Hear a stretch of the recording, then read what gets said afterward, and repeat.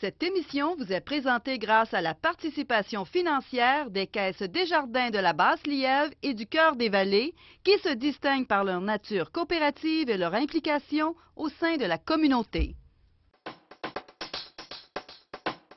Jeudi 12 octobre 2012, à Infomag ce soir, la gare de Masson-Angers suscite des discussions. Bilan positif pour l'opération Impact en Outaouais. Des cours d'informatique pour les aînés de Papineau. Et la longue saga de Buckingham sur nos ondes la semaine prochaine.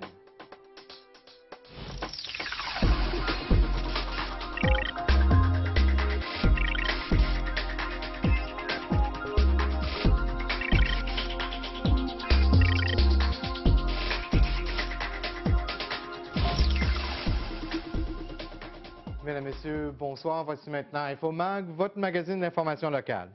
Eh bien, le sort de la gare de Masson-Angers est revenu dans l'actualité cette semaine au conseil municipal de Gatineau, alors que Robert Guérin, un résident du secteur, a questionné le conseiller Luc Montreuil pour savoir s'il y avait des développements dans le dossier. Je vous propose un extrait du conseil municipal de mardi soir dernier.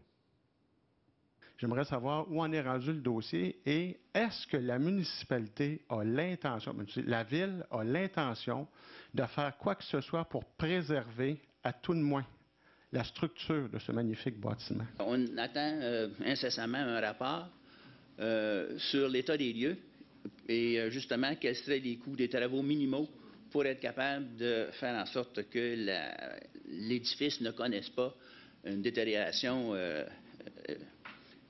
accélérée comme elle le connaît actuellement. Alors, dès que la gare a été citée comme d'intérêt patrimonial, ce qu'on a fait au niveau de la ville de Masson-Angers à ce moment-là, on a toujours attendu un promoteur sérieux qui aurait pu, en fin de compte, nous présenter un projet et rendre les lieux viables. C'est bien beau de rénover tout ça, de refaire les lieux. Maintenant, une fois que c'est refait, une fois que c'est rénové, alors il faut pouvoir utiliser les lieux et avoir quelque chose de rentable, quelque chose de viable. Alors, c'est ce qu'on attend toujours, effectivement, mais on est en bonne voie là, de recevoir un rapport à cet effet-là. Et la Ville, donc, on prendra une décision concernant l'état des lieux et concernant, donc, une façon d'empêcher la détérioration accélérée qu'elle connaît actuellement. On est rendu là. Je vous rappelle que la gare de Masson, qui a été construite en 1877, tombe actuellement en décrépitude. On se souvient qu'en 2009, un projet pour transformer l'édifice patrimonial en écomusée du chocolat avait échoué, étant donné que la ville de Gatineau n'avait pas réussi à trouver les 1,6 million de dollars nécessaires pour mener le projet à terme. L'écomusée s'est plutôt installé à Montebello. Pour le président de la Commission des arts, de la culture et du patrimoine de Gatineau, Stéphane Psonac, le conseiller Montreuil a fait preuve d'inaction dans le dossier. Il soutient que si on avait utilisé une partie du surplus de l'ex-ville de Masson-Angers, qui serait de près de 620 000 $ selon ce que TVC Basse-Lièvre a appris, eh bien, le dossier serait réglé depuis fort longtemps. De son côté, Luc Montreuil s'est défendu d'être inactif dans le dossier et il a relancé la balle dans le camp du conseiller Psonac, lui rappelant les vestiges de l'église Saint-Paul à Aylmer. Le maire Bureau soutient quant à lui que M. Psonac devrait lui-même entreprendre des démarches à titre de président de la Commission des arts, de la culture et du patrimoine. Les différents services de police du Québec ont profité du long week-end de l'Action de grâce pour être beaucoup plus présents sur les routes. Du côté du service de police de Gatineau, on dresse un bilan somme toute positif, étant donné qu'on ne déplore aucun accident avec blessés graves ni décès. Le sergent Pierre Lantier du service de police de Gatineau nous dresse un bilan de l'opération Impact pour 2012. Donc, on a émis, lors de la fin de semaine, 101 constats d'infraction, autant au niveau là, de vitesse, de non-porteur de la ceinture, de cellulaire au volant, au risque de se répéter, ça arrive encore assez régulièrement. Des dossiers aussi là, en matière de faculté affaiblie. On a procédé à l'arrestation de 2 personnes pour conduite à faculté affaiblie par l'alcool et également une personne conduite à faculté affaiblie par une drogue. Donc ça s'est fait dans les cas de barrage routier où on a également justement vérifié près de 900 véhicules. Donc, c'est un bilan qui est très positif d'une certaine façon pour le service de police, surtout au niveau des accidents, avec blessés graves, au niveau de mortels également. Donc, il n'y a eu rien de ça en fin de semaine. C'est ce qui est très positif, parce qu'on sait que ce genre de week-end-là, il y a beaucoup plus de circulation, de va-et-vient de la part des conducteurs sur la route. Donc, le bilan est quand même positif au niveau du service de police de Gatineau. Ailleurs en Outaouais, la police de la MRC des Collines a remis pas moins de 100 constats d'infraction, dont 50 pour excès de vitesse. On a également remis une contravention en vertu de la nouvelle loi du Move-Over qui oblige les automobilistes à changer de voie lorsqu'un véhicule d'urgence est en interception en bordure de la route. Une amende de 277 $ a été remise à l'automobiliste fautif. De son côté, la Sûreté du Québec en Outaouais a remis 421 constats d'infraction, dont 5 pour conduite avec des facultés affaiblies. 11 collisions avec blessés mineurs sont survenues, mais la route n'a fait aucune victime en Outaouais durant le long week-end. Les aînés de la région de la Basse-Lièvre ont désormais accès à des cours d'informatique grâce au Centre d'action Génération des aînés de la Basse-Lièvre. En effet, c'est mercredi que le premier cours d'initiation a débuté dans le secteur Buckingham. Rappelons que c'est suite à une demande censée être grandissante des aînés pour se mettre à jour avec la nouvelle technologie qu'on a décidé de mettre cette formation à la disposition des aînés. Michèle Desormeaux est la directrice générale du Centre Action Génération des aînés. Bien, ça vient d'un besoin. Ça vient des demandes des personnes aînées qui nous ont approchés en disant « Est-ce que chez vous, vous donneriez des ateliers d'informatique? » À ce moment-là, on n'avait pas de possibilité de l'offrir et on a fait plein de démarches, des approches auprès de différentes personnes pour pouvoir offrir ça. Et on a eu la chance d'avoir 2 bons partenaires financiers, dont la Caisse populaire Basse-Lièvre qui nous a donné un don pour faire l'achat de 2 portables. Et ils nous ont aussi donné 2 portables usagés qui ont pu être rafistolés pour être utilisés au niveau des ateliers. Et l'autre enveloppe budgétaire qui était importante pour engager la formatrice, ça vient de la CREO, Conseil régional des élus de l'Outaouais, qui nous a donné la possibilité d'offrir pour près d'1 an des ateliers avec 2 thèmes différents, comme vous savez, atelier d'initiation à l'ordinateur et atelier d'initiation à Internet. Et ça va se dérouler jusqu'à été 2013. C'est donc mercredi dernier dans les locaux du Centre Action Génération des aînés de la Basse-Lièvre dans le secteur Buckingham que 6 aînés étaient présents pour suivre le cours d'initiation à l'informatique qui est donné par Isabelle Dalton. Ça fait qu'ils partent de la base. Avant d'aller sur Internet, on demande qu'il y ait une connaissance sur les ordinateurs. C'est bon d'avoir le cours d'initiation aux ordinateurs avant d'aller sur Internet pour comprendre comment fonctionne l'ordinateur. On a des portables aujourd'hui, mais on explique les autres types d'ordinateurs qui existent sur le marché aussi, puis quoi choisir s'ils en ont besoin d'un. Puis s'il y en a déjà un, bien, ils apprennent avec leur ordinateur. Ils amènent leur portable, puis ils apprennent sur leur portable.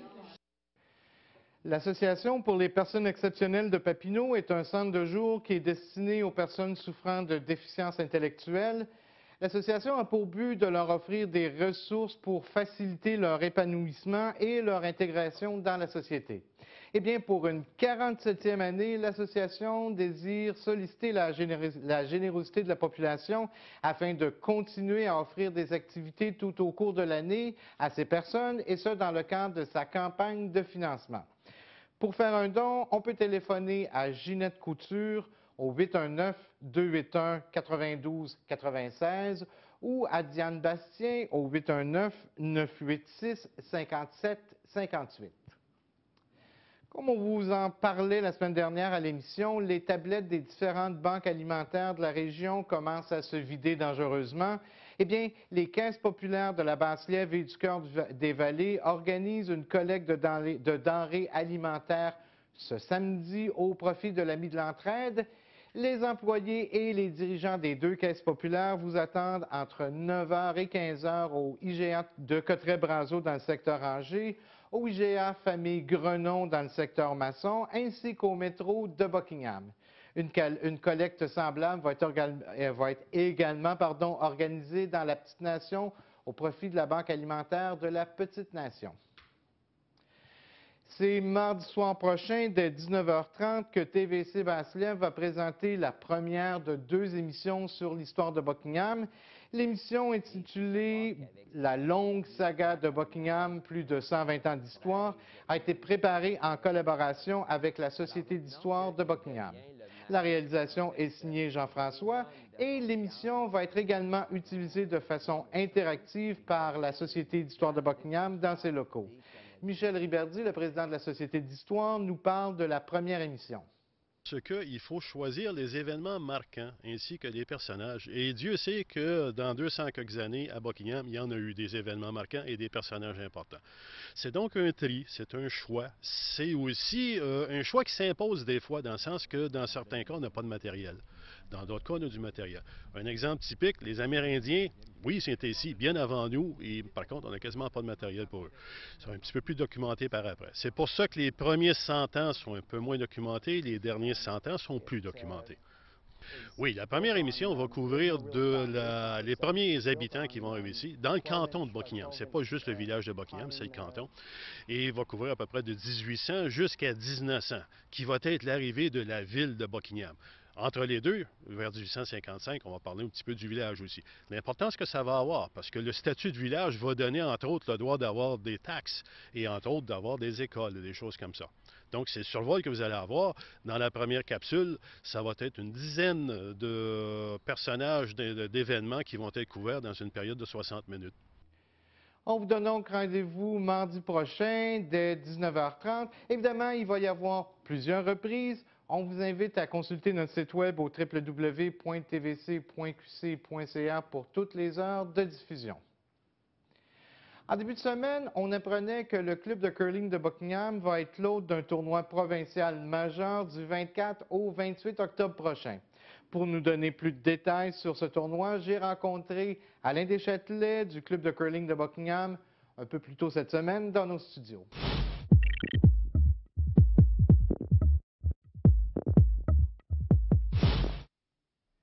Alain Deschâtelet, vous êtes le vice-président du club de curling de Buckingham, un club là, qui a toute une histoire là, pour la région de Buckingham. Oui, écoutez, on entreprend la 93e année. C'est un club de curling, c'est le seul actuellement sur le territoire de la ville de Gatineau. C'est un 2 glaces, c'est plus de 200 membres. C'est un club qui a fait sa marque au cours des nombreuses années avec les performances de ses athlètes, si on veut.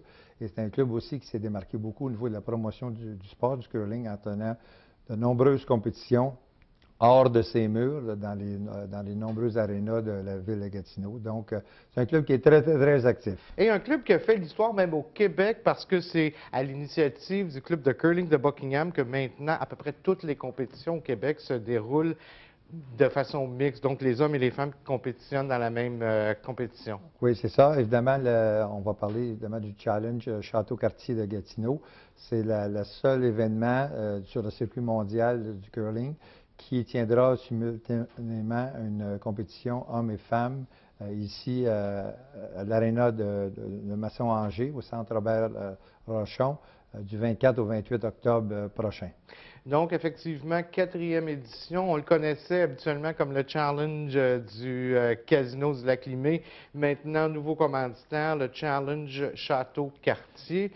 Donc, on parle quand même d'une grosse compétition. Ce n'est pas juste là, quelques petits compétiteurs locaux qui participent. On parle de combien d'équipes vont participer à cette... Ici, il y a, dans 3 classes différentes, il y aura 62 équipes, 30 dans la catégorie élite hommes, 12 du côté des dames élites et aussi 20 dans la catégorie classe ouverte, si vous voulez.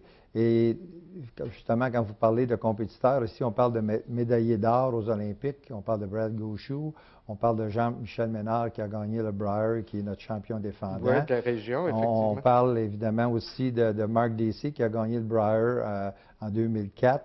Donc, il y a et John Epping, qui est actuellement l'étoile montante du curling au Canada, qui est le meneur au niveau du circuit et qui a gagné le championnat des curlers professionnels, si on veut, l'année dernière, et qui sera ici cette année pour la première fois. Et c'est une étape importante du World Curling Tour. Qu'est-ce que ça signifie en clair? Bien, évidemment, c'est un peu comme si on prend l'exemple du tennis, si on prend l'exemple du golf. Il y a un circuit qui s'étend durant la période de septembre à avril.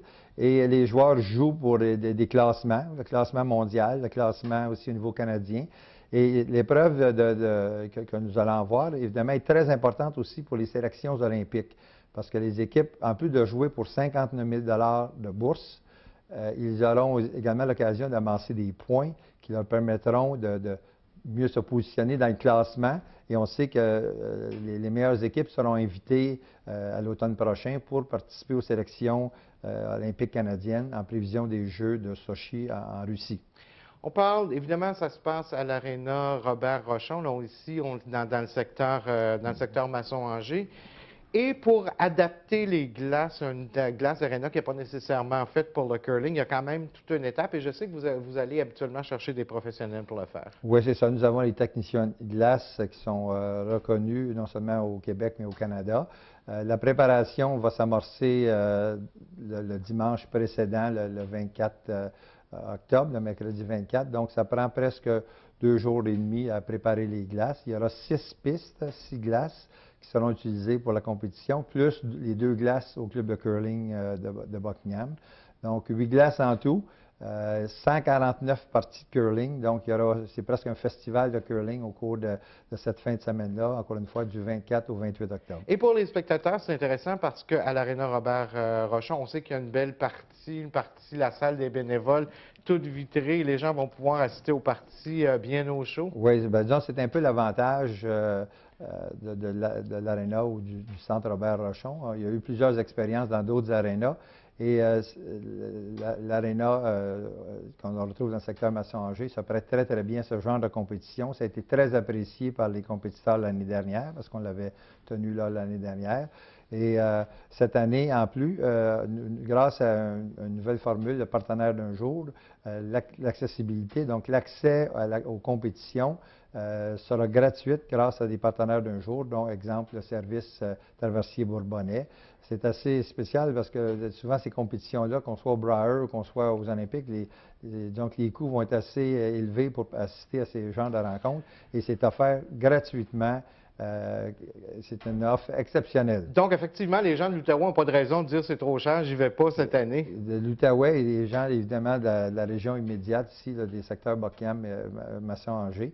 Et ce qu'on espère avoir cette année, une très, très belle foule pour les compétitions. Et en terminant, évidemment, vous ne pouvez pas organiser un tournoi comme celui-là sans compter sur l'appui de nombreux bénévoles. Oui, de nombreux bénévoles et aussi de bons leaders. Je pense à Danny Beaulieu, qui est le président du comité organisateur. Je pense à Rick Faggy, qui sont aussi un très, très bon leader dans ce groupe-là. Et ils seront certainement une cinquantaine à apporter, comme on dit, de l'aide au cours de la compétition pour en faire un succès. Monsieur Deschâtelet, on va vous souhaiter bonne chance avec cette 4e édition. Merci beaucoup. Bon tournoi.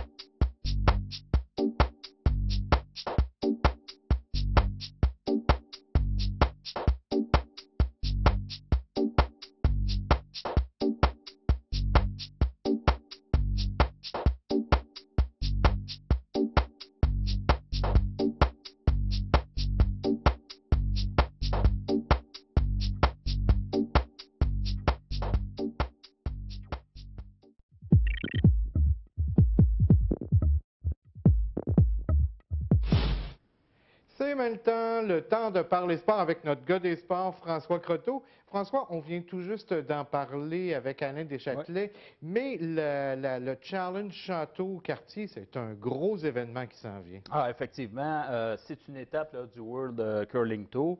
Ça va avoir lieu du 24 au 28 octobre prochain et c'est à nouveau au centre Robert Rochon, ici même à Masson.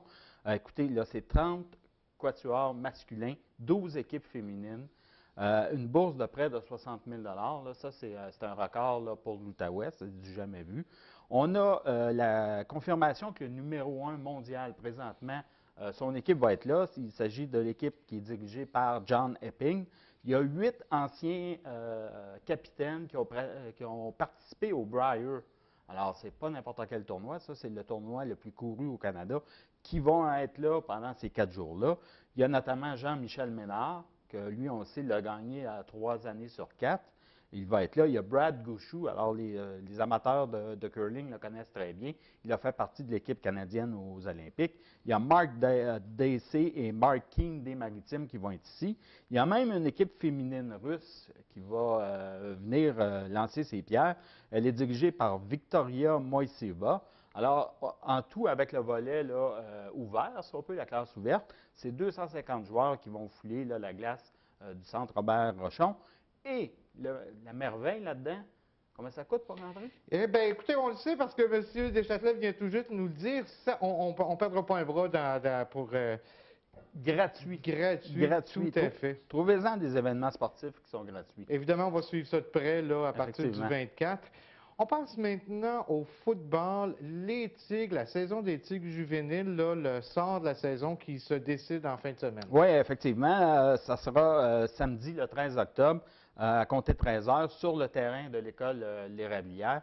Et on sait, là, il y a un calcul mathématique. Là, je pense que c'est 9 points. Là. Il faut avoir une défaite par moins de 9 points ou une victoire par plus de... En tout cas, il y a un petit jeu mathématique à faire là-dedans. Et là, les Tigres termineraient premiers. Mais si on revient là, sur le match de la semaine dernière, bien, écoutez, c'est une victoire là, à sens unique, 52-0 contre les représentants de Montbleu. Le terrain était détrempé. Et ben, à ce moment-là, ben, les Tigres s'en sont remis avec leur attaque au sol. Moi, j'ai eu la chance là, de visionner la partie hier soir, mercredi, justement sur nos ondes. Et ce qu'on a remarqué, là, c'est qu'on a su varier les courses au centre de la ligne pour, après ça, aller exploiter les courses à l'extérieur. Alors, c'est ce qui a fait la différence, l'attaque au sol. On arrive là dans des conditions climatiques qui vont être plus difficiles, plus les parties vont s'annoncer, et aussi pour les éliminatoires. Donc, je pense qu'on peut dire, sans se tromper, que les Tigres sont en mode série présentement.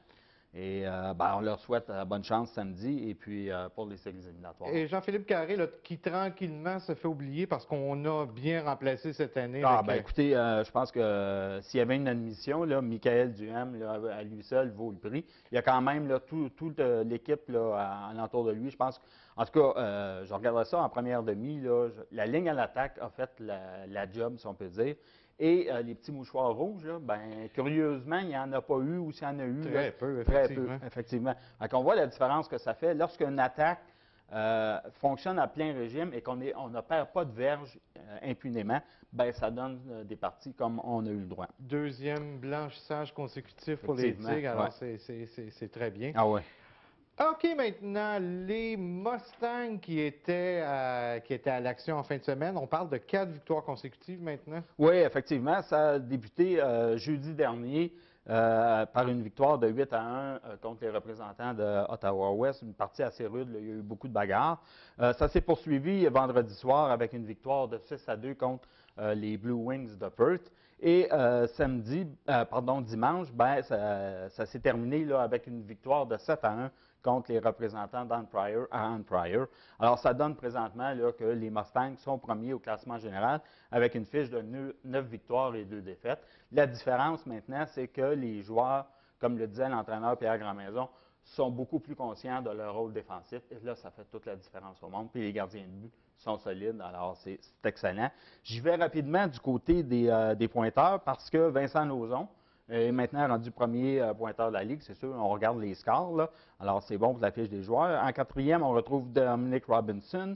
Et je souligne aussi que Maxime Ménard, présentement, le capitaine et le capitaine de la défensive, est maintenant au 10e rang chez les pointeurs. Donc, on voit là, que l'équipe est en train de se souder là, tranquillement. On dit souvent là, que les spectateurs font la différence et je pense que dans le dernier match local, les spectateurs s'en sont un petit peu mêlés. Oui, malheureusement, on a eu droit à des scènes là, que je dirais là, disgracieuses là, à l'endroit d'un joueur de Perth notamment qui a été attaqué là, par un spectateur alors que lui-même venait de se battre sur la patinoire.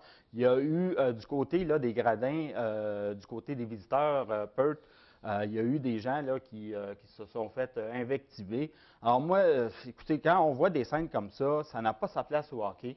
Et je sais que c'est pas l'œuvre de tout le monde, mais c'est la petite poignée. Voilà. Et à ces gens-là, moi, je dirais, écoutez, vous êtes les bienvenus, mais si vous n'êtes pas capable de gérer vos émotions, ben vous ne le serez plus.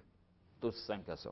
Des matchs en fin de semaine, mais pas ici du côté de l'Arena Buckingham. Non, effectivement, ça se déroule en fin de semaine, samedi et dimanche, c'est à Ann Pryor. C'est dans le cadre de ce qu'on appelle le Fall Classic, où toutes les équipes de la Ligue convergent à Ann Pryor pour faire une espèce de showcase. Et toutes les parties vont avoir lieu samedi et dimanche. Les Mustangs jouent samedi soir à 8 h et dimanche à 15 h. Les adversaires, Winchester, qui est dans l'autre ligue, la division Rideau Saint-Laurent.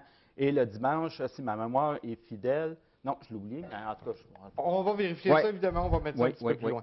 On parle maintenant, on reste dans le domaine du hockey parce qu'on a appris que Tursault, la ville où Guy Lafleur est né, s'apprête à lui rendre un très grand hommage. Oui, c'est dans le cadre du 125e anniversaire qui va avoir lieu cet été. La ville de Tursault va ériger une statue à l'effigie de Guy Lafleur. Alors, je pense que c'est de lui rendre simplement hommage. Écoutez, toutes les villes du Québec aimeraient avoir un hockeyeur de la tente de Guy Lafleur. Alors, c'est un bel hommage qu'on lui rend.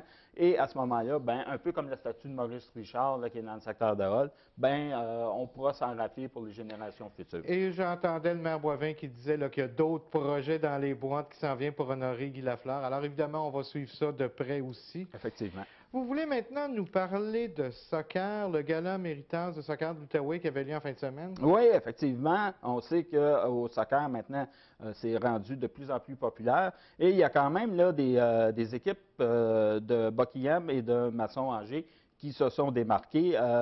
Écoutez, les deux équipes du côté masculin et féminin dans le U12 sont les champions de la saison. La même chose du côté du U14. Et en U16, ben, féminin, ce sont le Fury de Buckingham qui l'ont emporté. Et le U18 féminin, c'est le Phoenix de Masson-Angers. Donc, on félicite naturellement tous les entraîneurs, tous les bénévoles et naturellement les joueurs de ces équipes-là. Il y a aussi, on en a profité lors du gala pour remettre certains prix. Et athlète féminine de l'année pour la Ligue régionale de soccer de l'Outaouais, ben, c'est Marjolie McCann de Masson-Angers qui s'est mérité l'honneur.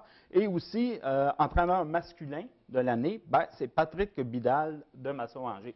Donc, félicitations et continuez votre bon travail auprès des jeunes. Tout à fait, c'est important le travail là, que ces bénévoles-là font auprès des gens. Vous voulez maintenant nous parler de Cathy Tremblay. Est-ce qu'on sent la retraite approcher? Bien, oui, elle commence à le dire un peu plus ouvertement. On sait que aux Olympiques, malheureusement, là, elle a eu toutes sortes de problèmes, même un problème d'équipement. Là. Et, écoutez, en fin de semaine dernière, elle était à Cancun, au Mexique.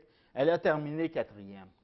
Alors, moi, je pense que ça résume un peu l'histoire de sa carrière où elle a tout le temps fini. Oui, elle a eu certains succès, mais c'était plus souvent des déceptions. Comme là, finir 4e, elle a fini 4e à 3 secondes du podium. Bien, 3 secondes du podium dans un triathlon, c'est comme 3 millièmes de seconde là, dans un 100 mètres. Donc, c'est extrêmement démotivant. Naturellement, les blessures, les accidents, il y a eu des changements d'entraîneur dans sa carrière. Une chose qu'on ne peut pas lui enlever, par exemple, c'est sa fougue et sa détermination. Elle aura toujours tout donné. Donc, si effectivement elle se retire après cette année, ce sera quand même une très belle carrière et on lui souhaite bonne chance dans sa deuxième vie. Et merci pour tous les beaux moments d'émotion qu'elle nous a fait vivre. Effectivement. Cross-country, encore une mention d'excellence pour les organisateurs. Ah oui, il y a eu une participation record, 3900 participants vendredi dernier à cette épreuve. C'est 88 écoles de la région de l'Outaouais qui étaient représentées. Et ça, c'est excellent. Et ce qu'on dénote aussi du côté de M. Piché, là, qui était le responsable du réseau scolaire là, pour l'organisation, une forte participation des élèves aux primaires. Donc ça assure une relève. On sait que c'est peut-être plus difficile d'aller chercher les gens au secondaire, mais si au niveau du primaire, on leur inculque cela, ben c'est bon pour la relève. Il faut souligner dans ça les performances de Geneviève Corrigan au niveau Benjamin, Antoine Bélanger-Renaud et Atsushi Satamura. Il y aura de ces gens-là 60 participants qui vont aller au championnat provincial à Chicoutimi le 19 et 20 octobre. Alors, on va les suivre, François. Merci beaucoup. Bonne chance pour les parties 1 en fin de semaine. C'est ce qui complète notre émission pour aujourd'hui. On se revoit la semaine prochaine, mardi prochain. D'ici là, je vous invite à rester des nôtres et à visiter notre site web au www.tvc.qc.ca.